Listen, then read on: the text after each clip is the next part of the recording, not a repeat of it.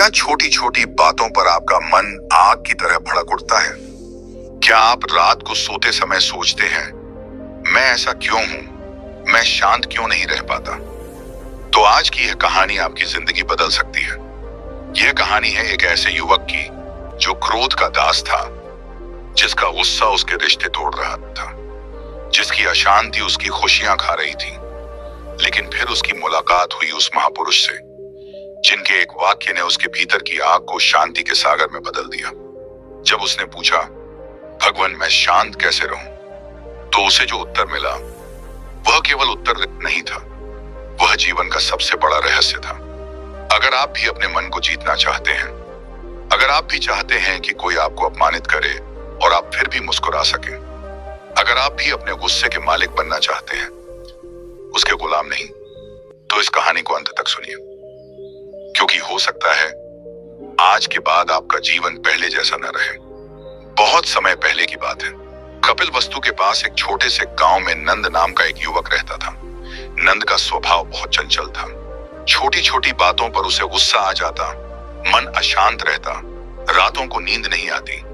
कभी उसे अपने भविष्य की चिंता सताती, कभी दूसरों की बातों से उसका मन दुखी हो जाता। वह सोचता, मेरे जीवन में इतनी बेचैनी क्यों है, मुझे शांति क्यों नहीं मिलती।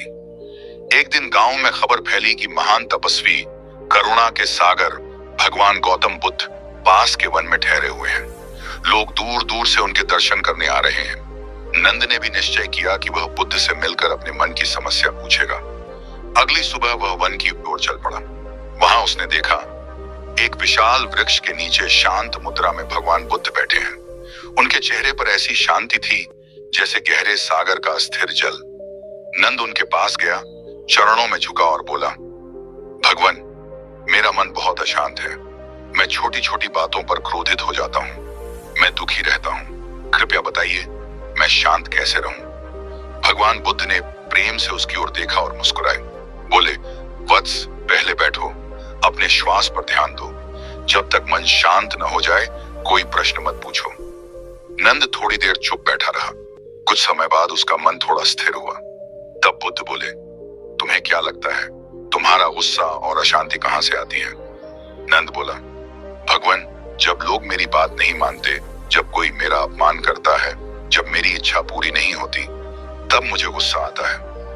बुद्ध ने कहा, तो क्या तुम्हारा गुस्सा दूसरों के कारण है या तुम्हारे भीतर की अपेक्षाओं के कारण? नंद चुप हो गया। उसने कभी इस दृष्टि से सोचा ही नहीं था। बुद्ध ने पास पड़ी एक सूखी लकड़ी उठाई और बोले, यदि मैं इस लकड़ी को आग में डाल दूं तो क्या होगा? नंद बोला, वह जलने लगेगी। और यदि मैं इसे पानी में डाल दूं तो वह ठंडी हो जाएगी। बुद्ध बोले, मन भी ऐसा ही है। यदि तुम उसे क्रोध और अहंकार की आग में डालोगे तो वह जलता रहेगा। यदि उसे धैर्य और समझ के जल में डुबो दोगे तो वह शांत हो जाएगा। नंद ने पूछा, लेकिन भगवान जब सामने वाला अपमान करे तब मैं कैसे शांत रहूं? बुद्ध ने एक कहानी सुनाई। एक बार एक व्यक्ति मेरे पास आया और मुझे बहुत भला बुरा कहने लगा। वह अपशब्द बोलता रहा, पर मैं शांत बैठा रहा। जब वह थक गया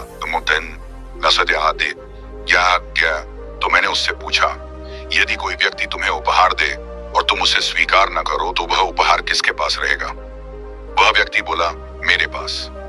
मैंने कहा, ठीक वैसे ही मैं तुम्हारे अपशब्द स्वीकार नहीं करता, वे तुम्हारे ही पास रहेंगे। नंद ध्यान से सुन रहा था। बुद्ध बोले, वत्स कोई तुम्हें अपमानित नहीं कर सकता जब तक तुम स्वयं उसे स्वीकार न करो। दूसरों के शब्द तुम्हें तभी चोट पहुंचाते हैं जब तुम्हारा अहंकार जाग जाता है। नंद ने पूछा, तो क्या मुझे सब कुछ सहना चाहिए? बुद्ध ने कहा, सहन करना कमजोरी नहीं है, यदि वह समझ के साथ हो। क्रोध में दिया गया उत्तर आग को और भड़काता है, शांति में दिया गया उत्तर आग को बुझा देता है। कुछ दिन नंद बुद्ध के पास ही ठहर गया। वह रोज उनके उपदेश सुनता, ध्यान करता। एक दिन उसने देखा कि एक भिक्षु गलती से उसका पात्र गिरा बैठा। पहले जैसा नंद होता तो तुरंत क्रोधित हो जाता, पर इस बार उसने गहरी सांस ली और सोचा, क्या इस पात्र से अधिक मूल्यवान मेरी शांति है? उसने मुस्कुराकर कहा, कोई बात नहीं। उसे भीतर से एक अजीब सी खुशी महसूस हुई, उसे लगा जैसे उसने स्वयं पर विजय पा ली हो। एक दिन बुद्ध ने सभी शिष्यों से पूछा, सबसे बड़ी जीत कौन सी है? किसी ने कहा, दूसरों पर विजय। किसी ने कहा, राज्य जीतना। बुद्ध बोले, नहीं, सबसे बड़ी विजय है स्वयं पर विजय। जो अपने क्रोध, लोभ और अहंकार को जीत लेता है वही सच्चा विजेता है। नंद ने यह वचन अपने हृदय में उतार लिया। समय बीतता गया। एक दिन नंद के गांव से उसका पुराना मित्र उसे मिलने आया। उसने नंद को चिढ़ाते हुए कहा, तुम तो अब साधु बन गए हो। पहले तो जरा सी बात पर आग बबूला हो जाते थे। नंद मुस्कुराया और बोला, पहले मैं अपने गुस्से का दास था, अब मैं उसका स्वामी हूं। मित्र ने जानबूझकर उसे अपमानित करने की कोशिश की, पर नंद शांत रहा। उसने कहा, यदि तुम मेरे पुराने रूप को ढूंढ रहे हो तो वह अब यहां नहीं है। मित्र आश्चर्यचकित रह गया। कुछ महीनों बाद नंद पूरी तरह बदल चुका था। उसके चेहरे पर शांति झलकती थी। गांव वाले उसके पास सलाह लेने आने लगे। एक दिन नंद ने बुद्ध से पूछा, भगवान, क्या शांति हमेशा बनी रह सकती है? बुद्ध बोले, वत्स, जीवन में सुख दुख आते जाते रहेंगे। शांति बाहर की परिस्थितियों से नहीं, भीतर की समझ से आती है।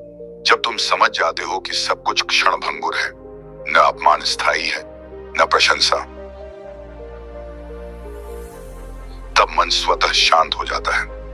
उन्होंने आगे कहा, अपने मन को हर दिन ऐसे साफ करो जैसे दर्पण को साफ करते हो। ध्यान, करुणा और सत्य का अभ्यास करो। धीरे धीरे अशांति मिट जाएगी।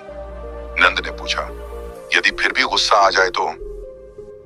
बुद्ध मुस्कुराए, जब भी गुस्सा आए तुरंत प्रतिक्रिया मत देना।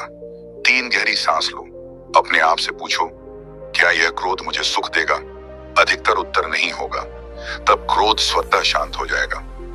वर्षों बाद जब बुद्ध उस स्थान से आगे बढ़ने लगे, नंद ने उनके चरणों में गिरकर कहा, भगवान, आपने मुझे नया जीवन दिया।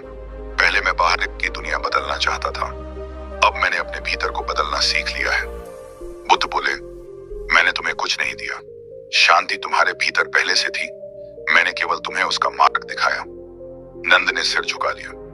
उस दिन के बाद उसने अपने जीवन का एक नियम बना लिया, पहले स्वयं को देखो, फिर संसार को। जब भी कोई परिस्थिति कठिन होती, वह स्वयं से पूछता, क्या मैं इस क्षण शांत रह सकता हूं? और हर बार उसे भीतर से उत्तर मिलता, हाँ। धीरे धीरे उसका जीवन उदाहरण बन गया।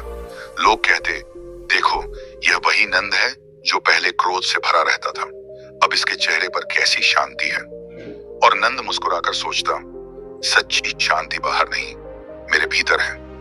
इस प्रकार भगवान गौतम बुद्ध की शिक्षा से नंद ने सीखा कि मन को शांत करने का मार्ग बाहर नहीं, भीतर से शुरू होता है।